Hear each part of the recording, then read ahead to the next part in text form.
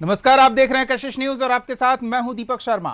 इस हाथ दे उस हाथ ले वाली बात तो सुनी ही होगी आपने। बात पुरानी हो तो कभी कभी मिस हो जाती है। ऐसे में इस हाथ वादा देकर उस हाथ वोट लेने की कोशिश की जा रही है विपक्ष की ओर से। तो सत्ता पक्ष पुराने करीब 2 दशकों के काम गिनाने के साथ साथ ताजा ताजा नाम भी चमका रही है। विभिन्न वर्गों को उनकी पुरानी मांगों को पूरा करके संतुष्ट किया जा रहा है। शायद अब कोई वर्ग, कोई तबका बचा नहीं होगा जिसकी मांगों को पूरा करने का कुछ न कुछ सकारात्मक पहल सरकार की ओर से न किया गया होगा। अभी हाल ही में बेरोजगारों और कामगारों को भी नीतीश सरकार ने सौगात दी है। ऐसे में सवाल तो पूछेंगे कि औरों के साथ बेरोजगार कामगार भी क्या ये कहेंगे कि फिर एक बार नीतीश सरकार। सवाल का जवाब लेंगे। हमारे साथ कुछ मेहमान जुड़े हुए हैं, उनसे आपका परिचय करा दें। हमारे साथ आरजेडी की ओर से पार्टी का पक्ष रखने के लिए आरजू खान जी जुड़े हुए हैं। सीपीआई-एमएल की ओर से हमारे साथ दिव्यम जी जुड़े हुए हैं और जेडीयू की ओर से किशोर कुणाल जी जुड़े हुए हैं। तो हम शुरू किशोर जी से करेंगे। किशोर जी, चुनावी वादे हैं, उन्हें पूरा किया जा रहा है, लोगों की मांग है तो दिल खोलकर तथास्तु वाले मोड में सरकार आ गई है कि चलिए आप जो मांगिएगा वो आपको दिया। लेकिन चुनाव में जीत की उम्मीद के साथ क्या ये उम्मीद पूरी होगी इस तरह से? देखिए, ये उम्मीद नहीं, ये कर्तव्य है और ये कर्तव्य हमने पिछले 20 वर्षों से निभाया है। विकास एक सतत प्रक्रिया है जिस शुरुआत को हमने 24 नवंबर 2005 को शुरू किया था, उसी पटकथा को आगे बढ़ाया जा रहा है। हमने जो निर्णय लिया, हमने जो घोषणा किया, उस घोषणा को इम्प्लीमेंट किया जा रहा है। जो ताज़ा तरीन घोषणा जिस विषय पर आज हम लोग डिबेट के लिए बैठे हैं, इस घोषणा को भी 2015 में देखा गया था। इस विजन को भी देखा गया था जब हम लोग युवाओं को बल आर्थिक हल योजना के अंतर्गत, 7 निश्चय के अंतर्गत हम लोगों ने एक उम्मीद देखा था कि जो बेरोजगार हैं, जो शिक्षारत बच्चे हैं या युवा हैं, उनको हम लोग आर्थिक सहायता देते हुए उन्हें संबल प्रदान करें ताकि वो प्रतियोगी परीक्षा में तैयारी कर सकें। और उसी को हम लोगों ने अनुपालन किया है, उसी को पालन किया है। तो बिल्कुल इसको चुनाव से देखा जाना उचित नहीं होगा। यह एक प्रक्रियारत था जिसको पूरा किया जा रहा है और अभी भी हम लोग कई घोषणा कर रहे हैं, ऑन रिकॉर्ड कर रहे हैं घोषणा, जिसको अगले 5 साल में पूरा करेंगे। चाहे वो 1 करोड़ लोगों को रोजगार, स्वरोजगार या सरकारी रोजगार की बात हो, या फिर महिलाओं को महिला रोजगार योजना के अंतर्गत 2,10,000 रुपया देने की बात हो, विभिन्न घोषणाओं को, या फिर 10,000 मेगावाट का सोलर पावर बैंक बनाने की बात हो। तो लगातार नीतीश कुमार जी की सरकार 2005, 10, 15 और 20 में जिन घोषणाओं को किया गया था उसको चरणबद्ध तरीके से हम लोग न सिर्फ पूरा कर रहे हैं बल्कि भविष्य का रोड मैप भी हम लोग जनता के बीच रख रहे हैं। तो ये वक्त है शानदार 20 साल के ट्रैक रिकॉर्ड को दिखाने का। ये वक्त है अगले 5 साल के स्वर्णिम इतिहास, भविष्य की रूपरेखा को तैयार दिखाने का।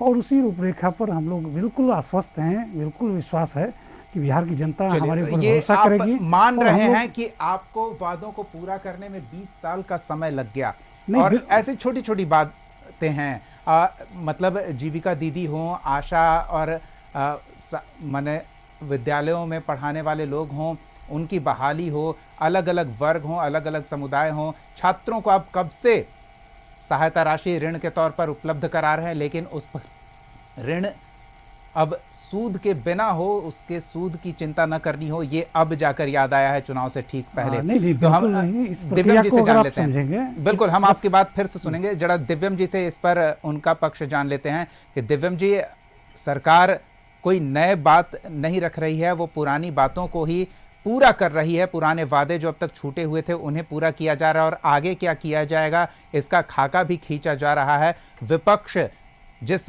तरह से दावे कर रहा है, जिस तरह से वादे कर रहा है, उनसे बेहतर स्थिति में सत्ता पक्ष है। देखिए, बेहतर स्थिति में नहीं है। आपने जब शुरू में एक बात कही कि एक हाथ में कुछ वादे लुभावन चीज़ें दी जा रही हैं और वोट लेने की बात की जा रही है। दरअसल बिहार के युवाओं के एक हाथ में जब ये पैसे देने की बात कर रहे हैं तो वहीं दूसरी हाथ में लोग लाठी दे रहे हैं। इस दरमियान पूरे बिहार में एनडीए का मतलब हो गया है नेशनल डंडा अलायंस।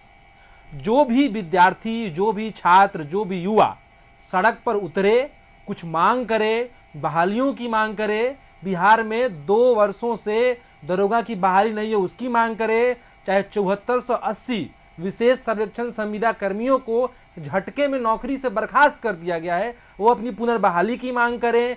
टीआरई 4 में सरकार का ही जो वादा था, शिक्षा मंत्री ने ही जो कहा था कि कि हम कि 1,20,000 पदों पर भर्ती आएगी, तो उस पर अगर कोई बात करे तो दम भर छात्रों को लाठी डंडे से पीटे। और हमको तो लग रहा है कि अभी हाल में इन लोगों ने जो 1,000 रुपए का देने की घोषणा किए हैं, तो जिन छात्रों को पीट कर किसी का हाथ टूट गया है, किसी का पैर टूट गया है, वो मलहम कराने के लिए शायद ये लोग दे रहे हैं। इनको लग रहा है कि मार और दिए हैं तो इनको मलहम करा लेना चाहिए। तो इसलिए चुनाव है, चुनाव सामने है, और अब इनको चुनाव में अपनी जमीन खिसकती हुई नजर आ रही है। और ये लोग जो भी दे रहे हैं वो बिहार की जनता, अलग अलग वर्ग, लंबे आंदोलन, लंबे संघर्ष के बाद हासिल हो रहा है उनको। चाहे आशा कार्यकर्ताओं का मानदेय देख लीजिए, वो भी अभी पूरा नहीं हुआ है। उनकी मांग है कि हमें अस्थायी किया जाए, हमें 60 वर्षों की हमारी नौकरी मिले, हमारा सैलरी जो है 21,000 रुपया हो, ये वो मांग कर रही है। वो बिहार की स्वास्थ्य व्यवस्था की रीढ़ है। इसी तरह से बिहार विद्यालय रसोईया जो है, वो जो रसोईया मिड डे मील बनाती है, वहां ये लोग एनजीओ को लगातार घुसा रहे हैं। उनकी पैसा अभी तक 1,650 रुपए, थोड़ा इन्होंने जाकर के बढ़ाया है।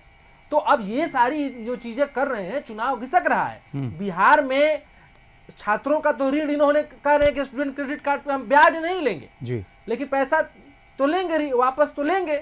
सवाल है कि महिलाओं की कर्ज माफी का बिहार में बड़े पैमाने पर माइक्रो फाइनेंस कंपनियों की कर्ज की जाल में महिलाएं खास करके और पूरा परिवार आत्महत्या कर रहा है, गांव छोड़ करके पलायन कर रहा है। लेकिन सरकार उन माइक्रो फाइनेंस कंपनियों को साधी हुई है। जो लोग आत्महत्या कर ले रहे हैं उस पर ढंग से कार्रवाई भी नहीं होती है कंपनियों पर। तो इसका जवाब इन लोगों को देना होगा। और चुनाव में बिहार की महिलाएं, बिहार के युवा, बिहार के विद्यार्थी खड़े हैं इनसे सवाल पूछने के लिए कि 20 सालों से जवाब मांगने के लिए।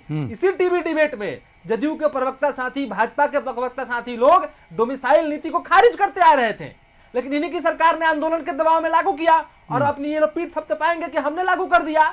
तो यही चीज तमाम चीजों के साथ है कि जनता उद्वेलित हो गई है और 20 वर्षों में लग गए इनको वो वृद्धा पेंशन और विधवा पेंशन इनको 1100 करने में 20 वर्ष लग गए। 1,000 रुपया सरकारी छात्रों को भत्ता देने में इनको 20 वर्ष लग गए।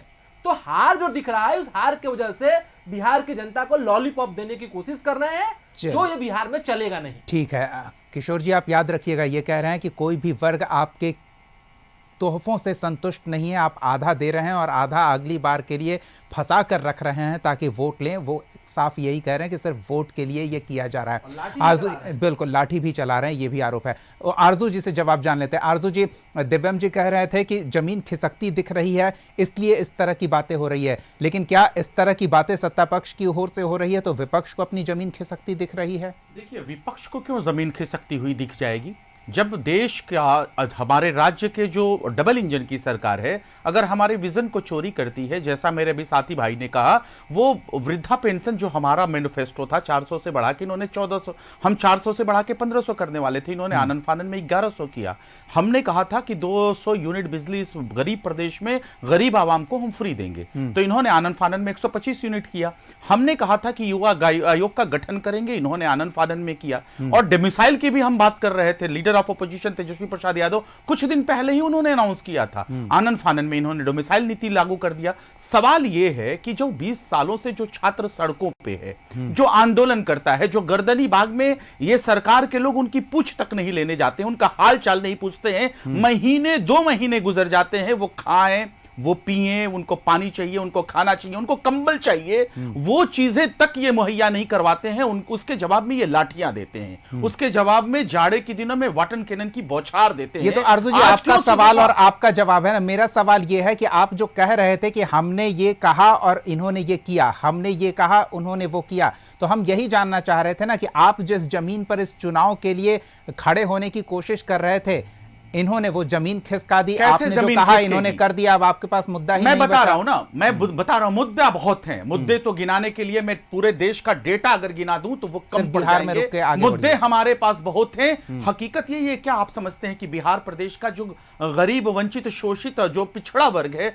वो क्या पागल है? आपके चुनावी वादों में, हथकंडों में वो फंस जाएगा, वो नहीं फंसेगा। पूरे बिहार की 14 करोड़ आवाम जानती है, जिसमें 7 करोड़ 90 लाख के करीब जो वोटर हैं, कि सिर्फ एक चुनावी जुमला है, उससे ज्यादा कुछ नहीं है। नहीं, कुछ तो दिए हैं, कुछ आगे देंगे, एक भरोसा तो बनेगा ना। भरोसा ये दिलाना पड़ेगा कि क्या इनकी सरकारें आश्वस्त हैं कि इनकी सरकार आ जाएगी, और अगर इनकी सरकार आती है तो क्या वो चीजें जारी रहेगी, वो नहीं रहेगी। मैं ये आपको यकीन के साथ कह सकता हूं। आश्वस्त तो आप भी है ना कि तेजस्वी यादव मुख्यमंत्री बनेंगे, उसी तरह से ये भी आश्वस्त है कि नीतीश कुमार मुख्यमंत्री बनेंगे। आश्वस्त अपने अपनी जगह पर दोनों खेमा इस है। डेमोक्रेसी में जनता जनार्दन होती है, जनता मालिक होती है, और हम जनता के बीच में जा रहे हैं। बिहार अधिकार यात्रा के तहत या उससे पहले जनता के बीच में जाते हैं, और जनता का ये स्पष्ट जनादेश है कि आप सबसे बड़ी पार्टी इस प्रदेश की है, और आपको सीएम फेस हमने चुना है। हम उसी के ऊपर, उन्हीं के आशीर्वाद के ऊपर हम इतना ओवर कॉन्फिडेंस में बात करते हैं कि बहुत हो चुका, नीतीश कुमार की सरकार, अब तेज रफ्तार तेजस्वी सरकार चाहिए। ये सारे चीजें जो 20 सालों में ये नहीं कर पाए,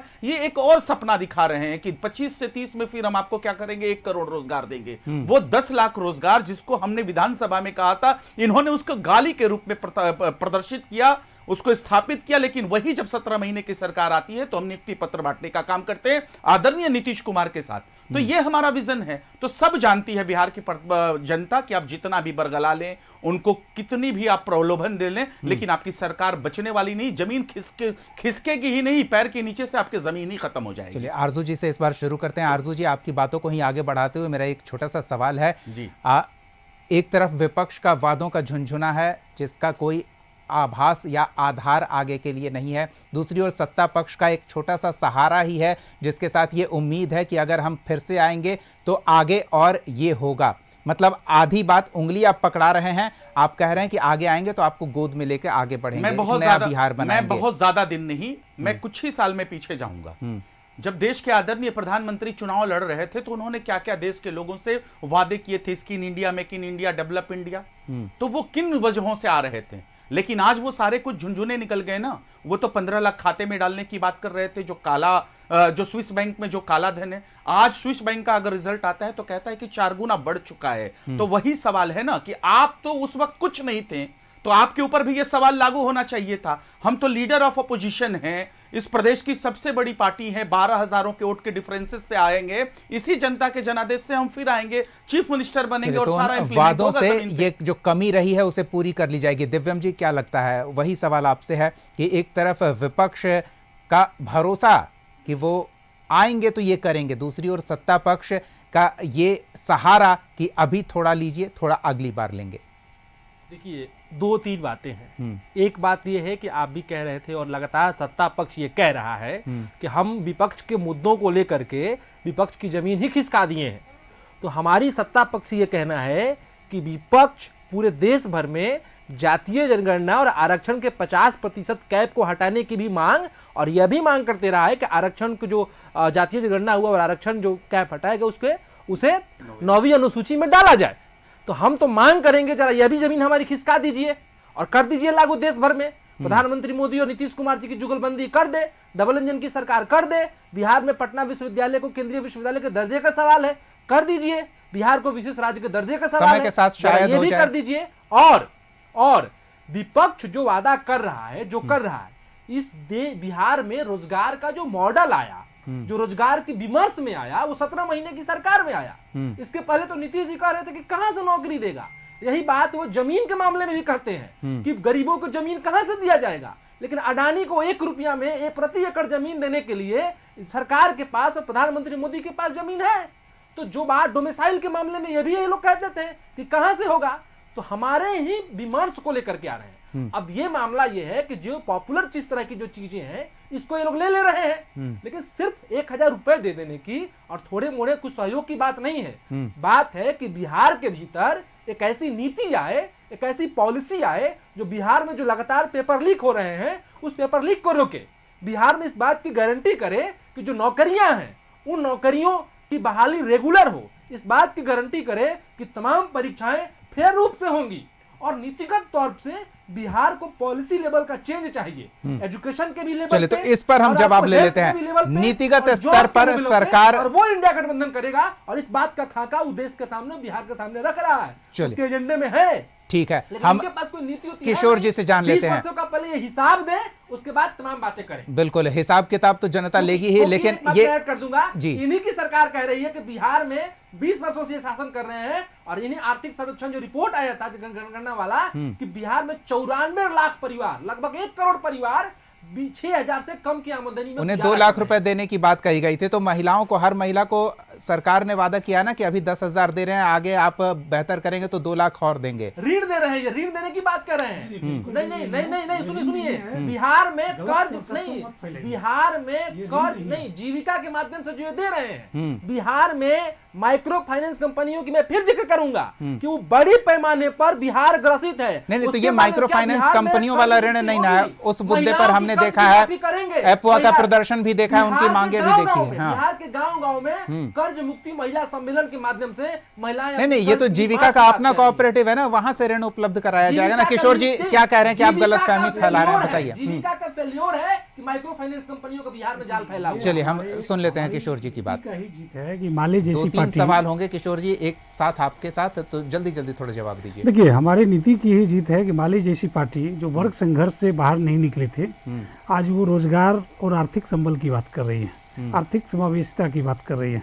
यह हमारा ही नीति का सफलता है कि राजद जो कलम फेंक कर दे रहा हो बच्चों को, वो आज पढ़ाई लिखाई और रोजगार की बात कर रहा है। हमारा तो ट्रैक रिकॉर्ड बोलता है। आप कहते हैं कि फेयर एग्जाम, हमने देश का पहला स्टेट हम लोग हैं जो उसके लिए एक्ट बना रखे हैं, जिसमें एग्जाम में करप्शन करने वाले लोगों की संपत्ति को जब्त करने का भी प्रावधान है। हमारे पास हमारी नीति का परिणाम है। ये बात करते हैं 1 रुपया प्रति एकड़ की बात, क्या मेदांता को 1 रुपया प्रति एकड़ नहीं आपकी दिया गया था? नीति पर ही सवाल उठ रहा है ना किशोर जी, ये उनके आंदोलन का परिणाम वो बता रहे हैं, आप कह रहे हैं कि हमारी नहीं, नीति का हमारे नीति का परिणाम है कि इनको इस पर बात करना पड़ रहा है। अदरवाइज ये अगरा पिछड़ा की बात से बाहर निकलते कहाँ? अगर इस बात वो से ये सड़क पर निकल उतरे जाए, हैं इन मुद्दों को आज लेकर, ये रोजगार की बात कर रहे हैं, कामगारों आज ये बेरोजगारों व्यवसाय की बात आवाज कर को रहे हैं। लेकर तो वो आंदोलन कर रहे थे, इसके बाद सरकार ने ये देखिए, फैसला लिया। आंदोलन एक सतत प्रक्रिया है और विकास एक सतत प्रक्रिया है। आज से 200 साल पहले भी आंदोलन होता आया है और आज से 50 साल बाद भी आंदोलन होता रहेगा। विकास आज से 50 साल पहले भी होता रहा है, आज भी होता है और आगे भी होता रहेगा।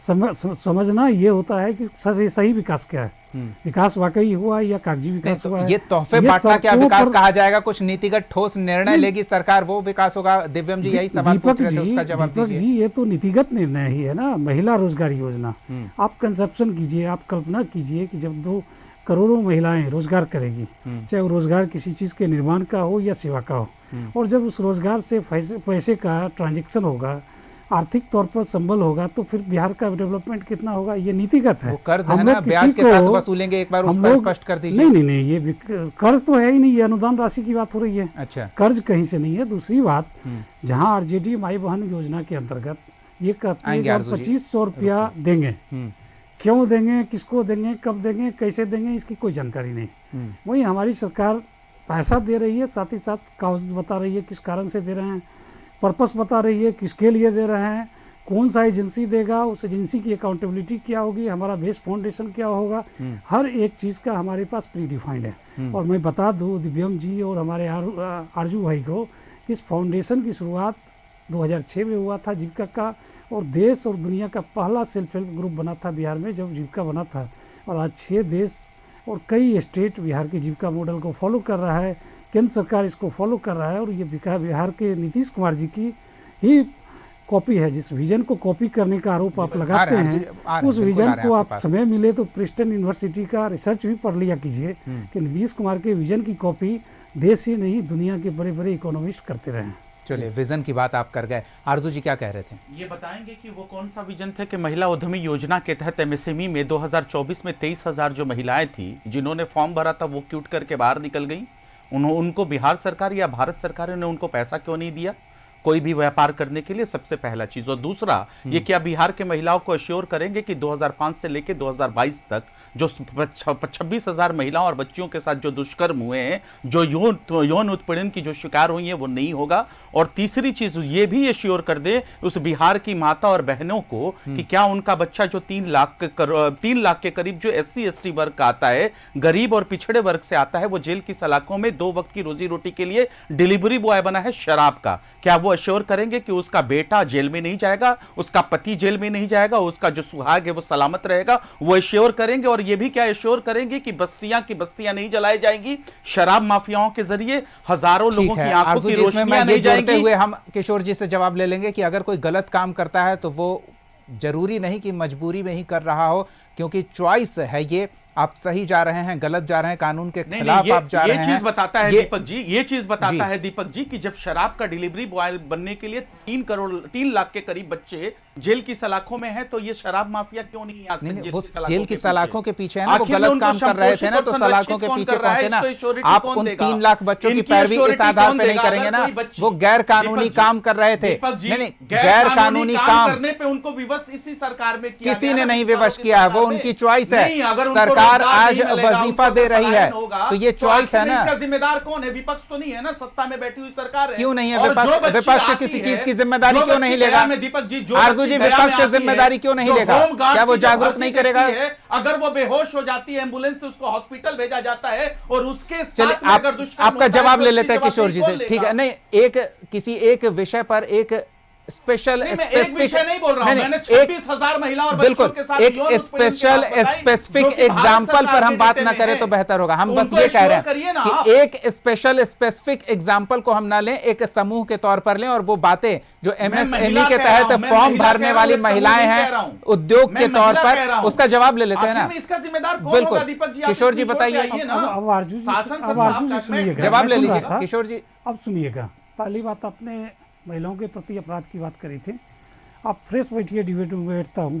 90 से 2005 के बीच में अपराध अधिक था या 2005 से लेकर 25 के बीच में अपराध, तो बिल्कुल बैठेंगे। लेकिन ये जान लीजिए जिस तरह से, अरे भाई आप इंटरप्ट क्यों कर रहे हैं? इंटरप्ट क्यों कर रहे हैं? एक सेकंड, इंटरप्ट क्यों कर रहे हैं? मैं तो इंटरप्ट नहीं कर रहा था। नहीं ठीक है, उसके बाद और भी उनके सवाल थे, उसका भी जवाब। 90 से 2005 तक क्या अपराध शून्य था महिलाओं के प्रति?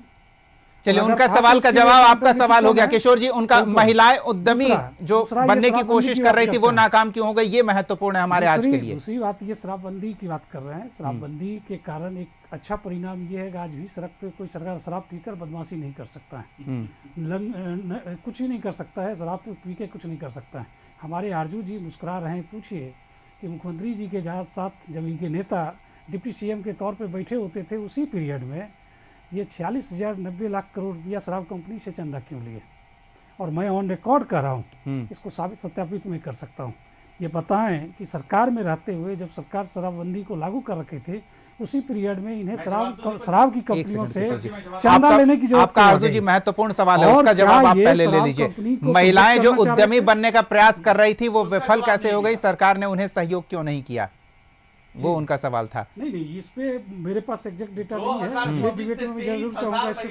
चलिए ठीक है, इसका एग्जैक्ट डेटा नहीं है आरजू जी, लेकिन हमारे पास योजना है महिलाओं के लिए, और मैं डेटे के साथ अगली बार इनका जवाब जरूर दूंगा। इस पे जवाब देना मैं उचित नहीं समझता। चलिए ठीक है, दिव्यम जी क्या कहेंगे? देखिए, चीजें निकलकर सामने आ रही है और सिर्फ तोहफे जिसे आप बता रहे हैं वो तोहफा नहीं है, सरकार का नीतिगत निर्णय है, कैबिनेट से पास कराया जा चुका है। उन फैसलों को, उन घोषणाओं को आधार दिया गया है और वो आधार आगे उन्हें मजबूत स्थिति में लेकर आएगा। तो इसका प्रभाव सत्ता पक्ष को ही होगा, विपक्ष को नुकसान हो सकता है। नुकसान की कोई बात नहीं है। एक बात का पहले मैं जवाब दे दूं, साथी जदयू के प्रवक्ता साहब ये कह रहे थे कि माले जैसी पार्टियां जो वर्ग संघर्ष की बात करती थी, रोजगार की बात कर रही है।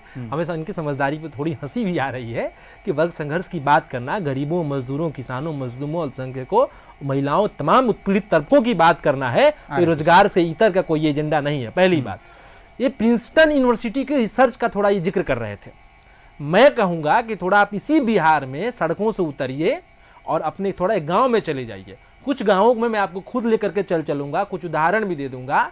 जिस जीविका का जिक्र किया जा रहा है उस जीविका ने लोन नहीं दिया, उस जीविका ने स्वयं सहायता समूह के पर्याप्त सहयोग नहीं मिलने से सीसी सिवान के एक प्रखंड में मैं जहां खुद गया हुआ था, वहां पूरे परिवार ने माइक्रो फाइनेंस से लोन लिया और लोन लेने के बाद उन्होंने आत्महत्या कर लिया। तो जरा इस बिहार को देखिए, बिहार की महिलाएं पीड़ित हैं। आपके इस चुनाव के वक्त छोटे छोटे चीजों से सहायता से कि 10,000 प्लस 2 लाख कैसे ही उससे लाभ वोट- होगा ना? कैसे से ही वोट ले लेने से वोट लेने के लिए ये तमाम आप हथकंडे अपना ले रहे हैं। ये हथकंडों से बिहार का भला नहीं होने वाला है। चलिए, इसे विपक्ष बिहार कैसे हथकंडा मोड़ बता पे रहा खड़ा है, सत्ता पक्ष जहां का, बिहार लेकिन के इस भीतर हथकंडों का एक कोई ठोस असर एजेंडा, नहीं होगा। एक ठोस प्लान चाहिए रोजगार, शिक्षा और तमाम चलिए, चीजों तो में सत्ता महिलाओं पक्ष के लिए इस भी। ठोस वाले विषय पर काम कर रही है या नहीं, जनता फैसला लेगी। फिलहाल समय का अभाव है, हम पहले भी कह चुके हैं, एक बार फिर कह रहे हैं कि कोई स्पेसिफिक केस लेकर पूरी व्यवस्था को उसके आधार पर विफल बताया जाना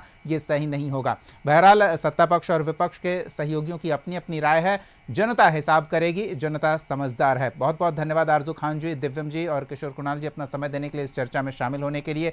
अगले एपिसोड में एक और सवाल के साथ हम फिर मौजूद रहेंगे, तब तक के लिए देखते रहिए कशिश न्यूज़।